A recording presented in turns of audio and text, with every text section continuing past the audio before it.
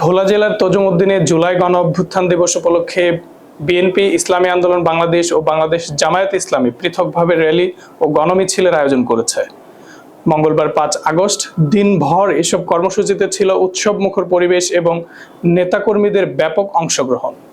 সকাল ১০টায় বিএনপির উদ্যোগে একটি বিজয় র্যালি বের হয়, যার নেতৃত্ব দেন উপজেলা বিএনপির সভাপতি গোলাম মোস্তফা মিন্টু ও সাধারণ সম্পাদক ওমর আসাদ রিন্টু। বেলা ১১টায় ইসলামী আন্দোলন বাংলাদেশের উদ্যোগে সমাবেশ ও গণমিছিল অনুষ্ঠিত হয়, যেখানে নেতৃত্ব দেন সংসদ সদস্য পদপ্রার্থী অধ্যক্ষ হাফেজ মাওলানা মুসলেহ উদ্দিন ও উপজেলা চরমোনাই সভাপতি মুফতি জাফর আহমদ।